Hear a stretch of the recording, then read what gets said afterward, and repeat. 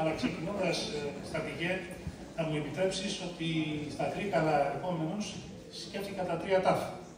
Τα γνωρίζει ο Αλέξανδρος, λέω Τρίκαλα, τίποτα τυχαίο. Έτσι, οπότε δεν είναι τίποτα τυχαίο, αλλά στο τέλος της ομιλίας θα τελειώσουμε με άλλα τρία τάφ. Λοιπόν, η ερώτηση που υπάρχει, η κρίσιμη ερώτηση της σημερινής εκδήλωσης, αφού συγχαρώ όλους τους συνδιοργανωτές εδώ πέρα, είναι εάν υπάρχει λύση.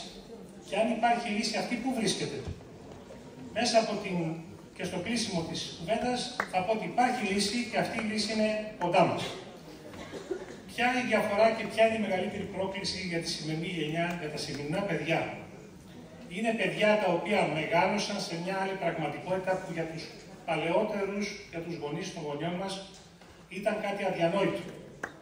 Είναι μια γενιά η οποία ζει σε έναν χώρο που δεν έχει σύνορα. Ζει σε έναν χώρο που έχουν καταργηθεί αποστάσεις. Ζει σε έναν χώρο που πλέον όλοι είμαστε συγχωριανοί σε αυτό το παγκόσμιο χωριό. Και αυτό είναι μια ειδοποιώς διαφορά. Από την άλλη, ως παιδιά, έρχονται σε έναν κόσμο που δεν οφείλουν να ξέρουν τα πράγματα. Έρχονται σε έναν κόσμο που περιμένουν να μάθουν. Από ποιους περιμένουν να μάθουν? Περιμένουν να μάθουν από τους εκπαιδευτικούς χωρίς οργανική θέση που είστε εσείς οι γονείς. Και από τους γονείς, τους δεύτερους γονείς που είναι οι εκπαιδευτικοί, οι δάσκαλοι των παιδιών μας. Σε αυτό το πλαίσιο. Ας τα δούμε λίγο τα πράγματα σε κάποιους σταθμούς. Να σταθούμε.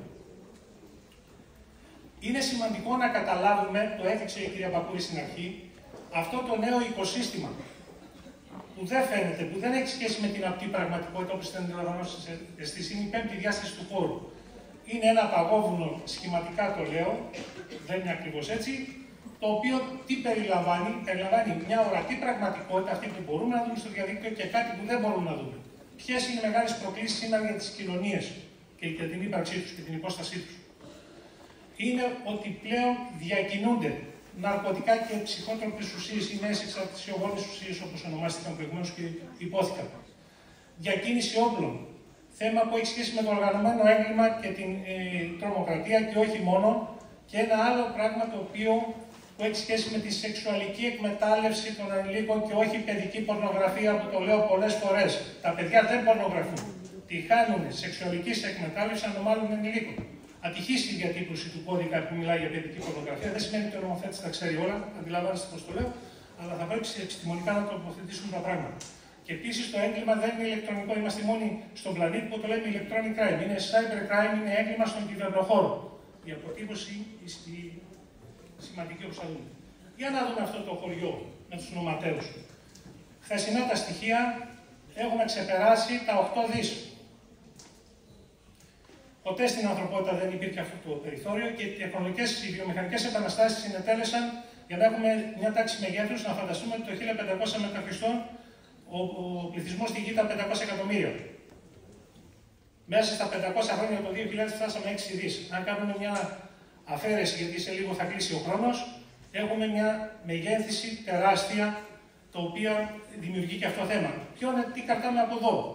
Δεν κρατάμε τον πρώτο αριθμό που σημαίνει ποσότητα, κρατάμε τον τελευταίο αριθμό που σημαίνει ποιότητα. Είναι ο καθένας από εμάς, είναι τα παιδιά μας, που έχουν ξεχωριστή προσωπικότητα και οντότητα. Είναι πολύ σημαντικό αυτό να το κατανοήσουμε. Και φυσικά ένα σημαντικό κομμάτι είμαστε χρήστες αυτής της τεχνολογίας.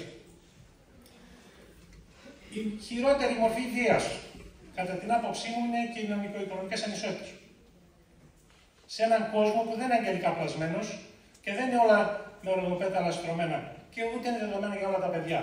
Υπάρχει τεχνολογική ανισότητα. Αυτή αποτυπώνεται όχι μόνο σε πλαίσιο Ευρωπαϊκής Ένωσης στη χώρα μας και εκτός, όπου υπάρχουν πραγματικότητες διαφορετικές και σκληρές. Βεβαίως, στη χώρα μας έχουμε άνοδο της χρήσης των τεχνολογιών πληροφορικής και επικοινωνιών. Ωστόσο, για να γνωρίζουμε τι γίνεται, η χώρα μας, παρόλο τα σημαντικά βήματα που έχουν γίνει, δεν αγγίζει ούτε καν το μέσο ευρωπαϊκό όρο. Δηλαδή, στρατηγικός στόχος πρέπει να είναι για τη χώρα μας αυτό το πράγμα και εμείς πρέπει να βοηθήσουμε τα παιδιά μας να αντιμετωπίσουν καλύτερα. Και φυσικά όλα αυτά θα έχουν ευεργετικά αποτελέσματα σε βάθος χρόνου. Τα μέσα κοινωνικής δικτύωσης. Μια άλλη πραγματικότητα Φυσικά τα παιδιά μας συγκινούνται από πλατφόρμες που έχουν σχέση με τα βίντεο. Υπόθηκε προηγουμένως για αναπαραγωγή της βίας. Ουσιαστικά αυτή η ψηφιακή πραγματικότητα αναδιπλασιάζει ή πολλαπλασιάζει, είναι ένας συντελεστής πολλαπλασιαστικός στις αρνητικής αυτής εξέλιξης, πολλές φορές. Κανόνες που δεν γνωρίζουμε, για παράδειγμα, πόσοι γονείς εδώ γνωρίζουν ότι για να φτιάξει ένα παιδί προφίλ σε μέσα κοινωνικής δικτύωσης πρέπει να έχει κλείσει τα 15 και να έχει την έγκριση του γονέα. Δεν το γνωρίζουν πολλές φορές και εκπαιδευτικοί, έτσι. Δεν το γνωρίζουν αυτές τις λεπτομέρειες. Πρέπει να εξηγούμε στα παιδιά. Δεν είναι μόνο να βγάζουμε νόμους, θα πρέπει να τα εξηγούμε. Η ουσία του θέματος σήμερα, και εδώ θέλω λίγο να το προσέξετε. Ο πυρήνας είναι ότι από την εξέλιξη αυτή την αρνητικής τεχνολογίας και με τις εξαρτησιογόνες ουσίες και τα ναρκωτικά και το οργανωμένο έγκλημα κινδυνεύει η ίδια η δημοκρατία και τα ανθρώπινα δικαιώματα. Είναι συστατικό στοιχείο. Είτε αφορά τη διασπορά ειδήσεων, είτε αφορά τη διαχείριση προσωπικών δεδομένων και όλες τις μορφές του οργανωμένου εγκλήματος. Και εκεί θα πρέπει να το εστιάσουμε και έτσι να το δούμε. Από στρατηγική άποψη η Ευρωπαϊκή Ένωση το έχει βάλει ψηλά στην ατζέντα. Αυτό που κάνετε σήμερα, για παράδειγμα, εντάσσεται στον πυλώνα της ενημέρωσης ευαισθητοποίησης. Σήμερα που μιλάμε είναι 30 Οκτωβρίου. Πόσοι από εδώ στην αίθουσα γνωρίζουν ότι αυτός ο μήνας είναι αφιερωμένος στην κυβερνοασφάλεια? Και μάλιστα στη χώρα μας φιλοξενούνται 2 ευρωπαϊκοί οργανισμοί, ένας εκ των οποίων είναι ο πιο στρατηγικός σημαντικός οργανισμός της Ευρωπαϊκής Ένωσης. Είναι ο ΕΝΙΣΑ, ο οποίος ξεκίνησε το 2013 στο Ηράκλειο και βρέθηκε μια νυχτή στην Αθήνα. Να τη συγκεντρώσουμε, να την βοηθήσουμε την Αθήνα να γιγαντωθεί. Μια άλλη αστοχία. Και ο άλλος ο οργανισμός είναι ο ΣΕΝΤΕΦΟΠ στην Θεσσαλονίκη. Αυξητική τάση το έγκλημα. Μεταξύ αυτών και τα ναρκωτικά. Δεν εξαρτώνται. Πλέον έφυγαν οι παραδοσιακές πιάτσες που ξέρουμε. Ζούμε στην εποχή των delivery. Σημερινό περιστατικό ή χθεσινό, σε γειτονική πόλη εδώ πέρα, με δέμα πλέον φτάνουν τα ναρκωτικά. Φυσικά ο όρος είναι cybercrime, είναι ελληνική λέξη. Είχα τη χαρά και τιμή να την παρουσιάσω στο Ευρωπαϊκό Κοινοβούλιο. Είναι η λέξη crime από τη λέξη κρίμα και η λέξη cyber από τη λέξη κρανίτης. Ο καθηγητής που στην φωτογραφία πάνω είναι ο Αμερικανός μαθηματικός και φιλόσοφος ο Βίνερ που μας το θυμίζει. Βλέπετε ότι οι ξένοι γνωρίζουν καλύτερα τις ιστορίες μας. Λοιπόν, συνοπτικά, για να μην κουράζουμε. Έτσι έχει περίπου το θέμα, κυρίως τα θέματα ιδιωτικότητας, αφορούν και τα προσωπικά δεδομένα των παιδιών μας, των κρίσιμων υποδομών. Αυτή τη στιγμή είναι στη διαβούλευση νομοσχέδιο σχετικά με την NIS και τις κρίσιμες υποδομές. Τα fake news, η ρητορική του μίσους, η απρεπής εκφορά του δημοσίου λόγου, που ξεκινάει ένα βήμα για την καλλιέργεια της βίας και της οπαδικής και όχι μόνο, τα θέματα του διαδικτυακού τζόγου, του human trafficking, της σεξουαλικής εκμετάλλευσης ανηλίκων, όλα αυτά, αν και τα περιστατικά που έχουμε στο διαδίκτυο, τα περισσότερα έχουν σχέση με απάτες, είναι οικονομικής φύσεως. Τώρα, ποια είναι η πραγματικότητα για τα παιδιά? Ένας στους 3 χρήστες σήμερα στο ίντερνετ, σχεδόν στο 70% του παγκόσμιου πληθυσμού, είναι παιδί. Και βλέπετε υπάρχει και το χάσμα γενναιών. Τα παιδιά μας είναι πολύ περισσότερο εξοικειωμένα με την τεχνολογία και το διαπιστώνετε ο καθένας σας στο σπίτι, το βλέπετε ή στο κύκλο που κινείστε. Για το online gaming, είναι ένας χώρος που το παιδί παθαίνει υπό προϋποθέσεις, δεν πρέπει να δαιμονοποιούμε τη χρήση, εδώ θέλει λίγο προσοχή. Θα πρέπει αυτό να γίνεται πάντοτε με παιδαγωγικούς όρους και προσεγγίσεις, πάντοτε με σεβασμό στην προσωπικότητα του παιδιού και είναι δικαίωμά του αυτό το πράγμα. Και εμείς πρέπει να το στηρίξουμε. Επίσης, υπό προϋποθέσεις, δραστηριότητες όπως η ρομποτική και άλλες δράσεις που η εκπαίδευση πολύ καλά το γνωρίζω και εσείς είστε τυχεροί που πραγματικά κάνετε καταπληκτική δουλειά. Τα θέματα του εκφοβισμού στο κυβερνοχώρο ή του εκφοβισμού στο σχολικό περιβάλλον. Είναι λάθος ο όρος σχολικός εκφοβισμός που ακούω στο δημόσιο λόγο. Δεν είναι σχολικός ο εκφοβισμός. Μπορεί να συμβεί εντός σχολείου και εκτός σχολείου. Είναι στον χώρο. Έτσι. Γιατί περνάμε και λάθος. Εδώ έχει σημασία, θα σταθώ στο θέμα των θεατών, όχι του θήτη και θύματος. Δεν μπορεί να κυκλοφορεί βίντεο στο YouTube συνανθρώπου μας με ειδικές ανάγκες, λοιπά, και να χλεβάζουμε και να μην βρίσκεται ούτε ένας σε μια κοινωνία του καναπέ και να μην αντιδρά και να μην το αναφέρει. Και βρέθηκε ένας στους 20.000, ας πούμε, κλπ. Να το πει και να το θέσει υπόψη. Και εδώ η πλατφόρμα που υπάρχει, όσοι γονείς εδώ τα στέχουν και στην εκπαίδευση που έχουν δυνατότητα να αναφέρουν περιστατικά, γιατί θα ξέρουμε και πώς διαχειριζόμαστε αυτά τα περιστατικά, πάντοτε σε συνεργασία φυσικά. Σήμερα μιλάμε πολύ δώρος γίνεται για τα κινητά. Τα κινητά στα σχολεία, εκτός των σχολείων κλπ. Πρόσφατα βρέθηκα στη Μυτιλήνη και το παρουσίασα στα παιδιά της Μυτιλήνης. Πλέον τα προσωπικά δεδομένα έχουν αλλάξει, οι τεχνολογίες πλέον έχουν ανατρέψει πραγματικότητες. Είμαστε στην εποχή των μη επανδρομένων οχημάτων. Είναι τελείως διαφορετικό και ας το δούμε θετικά. Πώς μπορούμε θετικά να αξιοποιήσουμε αυτή τη τεχνολογία, ακόμη και στην έξυπνη γεωργία, στο smart farming. Σας λέω ενδεικτικά, αλλά και όχι μόνο με άλλη αποτύπωση, γιατί από τα παιδιά μας σήμερα, αυτά τα παιδιά θα στελεχώσουν τους μηχανισμούς. Αυτά τα παιδιά που σήμερα μας ακούνε και εδώ να χαιρετήσουν τα παιδιά της ΜΗ και θα παρακαλούσα ένα χειροκρότημα για τα παιδιά των ενόπλων δυνάμεων.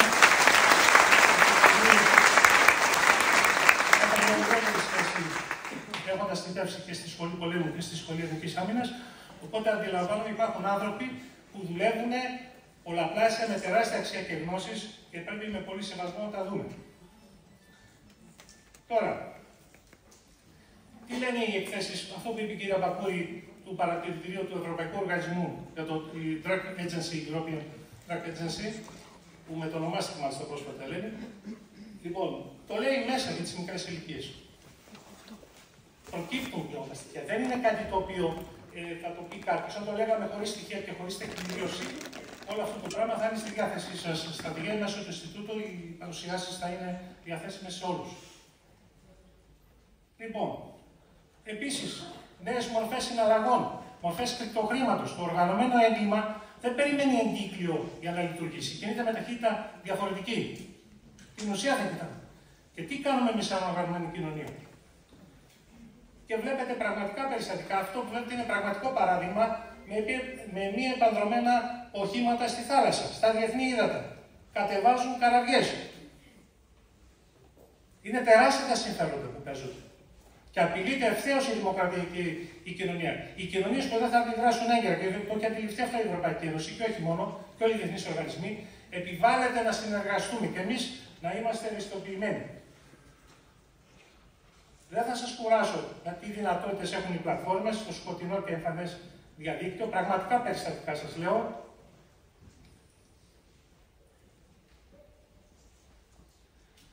Εδώ θα πρέπει, ως χώρα, και απευθύνω στους συναδέλφους, και εδώ θα ήθελα ένα χειροκρότημα για τα παιδιά της αστυνομίας που πραγματικά δουλεύουν σε όλη την Ελλάδα.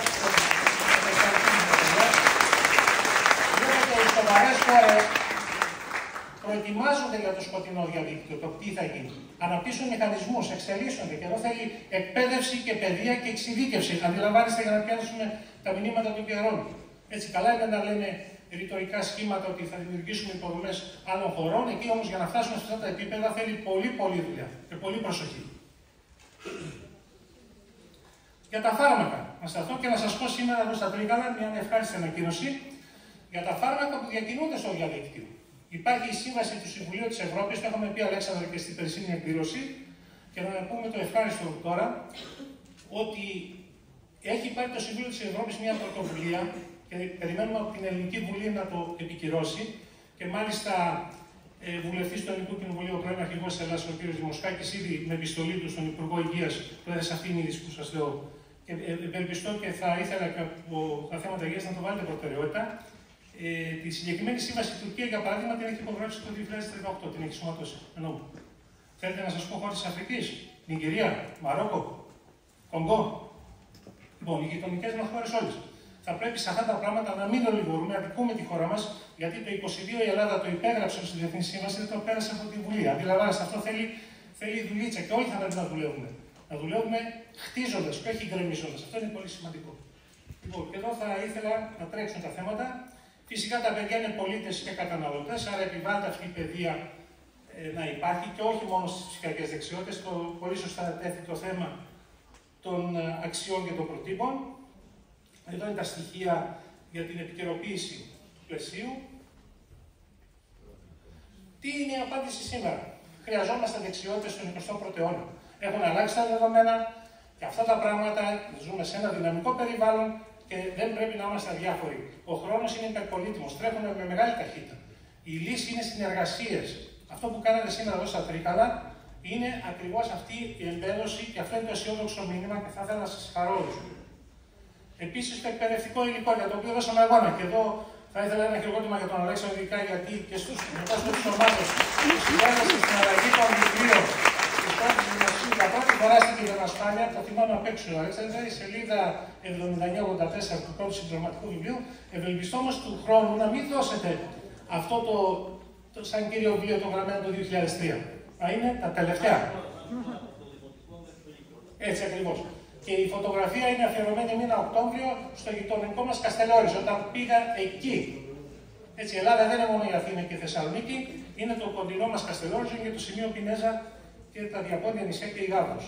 Λοιπόν, την ψηφιακή ακαδημία. Πόσοι από εδώ έχετε γραφτεί στη ψηφιακή ακαδημία? Πέρα το χέρι, έχετε ακούσει τίποτα? Υπάρχουν μαθήματα δωρεάν.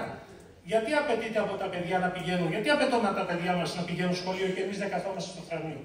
Ποιο παράδειγμα περνάμε? Μήπως θα πρέπει να συζητούμε αυτά τα θέματα? Και εδώ έχετε κάνει πολύ καλή δουλειά στα θέματα γονέων, αλλά θέλω αυτό το πράγμα, θα παρακαλούσα όλοι να το δώσετε σημασία. Ο Παγκόσμιος Οργανισμός Υγείας που επισημαίνει αυτό το πράγμα, ότι θα πρέπει να τηρούμε τους κανόνες και τα όρια. Όλα αυτά τα πράγματα θα πρέπει να τα δούμε σε μια άλλη ματιά. Και να πούμε εδώ την αξιοπιστία των φορέων, που πρέπει να το διακρίνουμε. Το παράδειγμα της πρωτοβάθμιας εκπαίδευσης Άρτας, που είναι η πρώτη δημόσια υπηρεσία στην Ελλάδα που αφιέρωσε σελίδα στην κυβερνοασφάλεια, θα παρακαλούσα την κυρία Αντιδήμαρχο, στη νέα σας σελίδα, όπου σας έχω μια έκπληξη ευχάριστη, να βάλετε την κυβερνοασφάλεια. Είναι αδιανόητο στα ψηφιακά τρίκανα να μην υπάρχει σελίδα, αφιέρωμα, και εκεί θα σας βοηθήσω. Ό,τι χρειαστείτε, στην διάθεσή σας. Λοιπόν, εδώ υπόψη την έκανε ένας δάσκαλος, χωρίς να είναι πληροφορικός και κάτι ορομίστη. Δεν σημαίνει, με τα λίγα μπορούμε να κάνουμε πολλά. Να πούμε όμως και τα τρίκαλα, είναι ευχάριστη και σε λίγο καιρό που έχουμε τα ευχάριστα εδώ γεγονότα. Είναι πράγματι ευχάριστη έκπληξη αν επισκεφτεί κανείς στη σελίδα του 2, φαντάζομαι ότι επισκέπτεστε όπως και των σχολείων, τους γονείς, ότι έχετε αφιερώσει ειδικό αφιέρωμα για το θέμα της έξυπνης πόλης. Άρα η κυβερνοασφάλεια είναι τέτοιο γολάκι. Τώρα, τι γίνεται, πώς διαχειριζόμαστε άμα στοιχεί κάτι? Πόσοι από εσάς ξέρετε ότι υπάρχει πλατφόρμα online, την οποία την ξεκινήσαμε το 2016 με την ομάδα με τα παιδιά και ήταν αφιερωμένη για τους κατοίκους του Καστελορίζου και για την ομογένεια. Ευτυχώς αν υπάρχει, αυτή τη στιγμή υπάρχει στην πλατφόρμα και μπορεί να εμπλουτιστεί και για τα θέματα των ναρκωτικών στρατηγέ και εμείς στο Ινστιτούτο να πιέσουμε και οι συνάδελφοι να το μεταφέρουν. Το τρίπτυχο, η απάντηση στη λύση είναι η συνεργασία.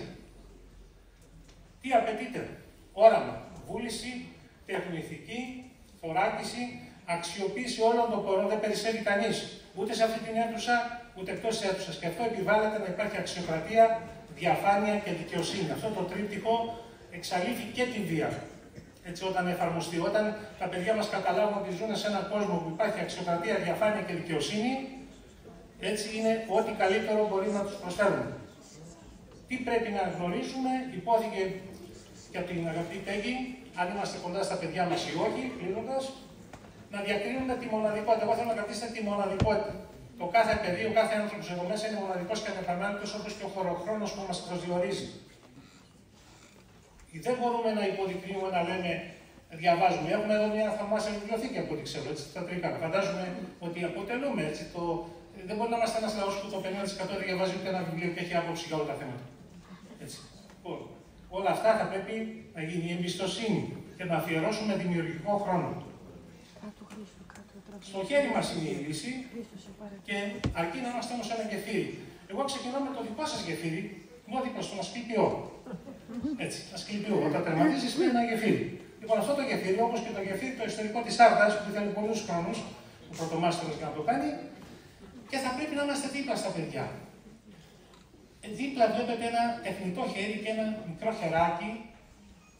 Έτσι, και όταν είμαστε και σε ένα γεγονός ευχάριστο παράδειγμα, το σκεφτόμαστε αυτό το μικρό χεράκι. Λοιπόν, όσο το χέρι αυτό θα ιδρώνει, είναι και η ελπίδα μας. Δεν θα μας λύσει καμιά τεχνητή νοημοσύνη όταν δεν επισκεφτούμε πρώτα την νοημοσύνη. Και μια που μιλάμε για τεχνητή νοημοσύνη, γιατί πολλής λόγος γίνεται, ποιος γνωρίζει το κτησίδιο των Αλεξανδρινών το 250 π.Χ.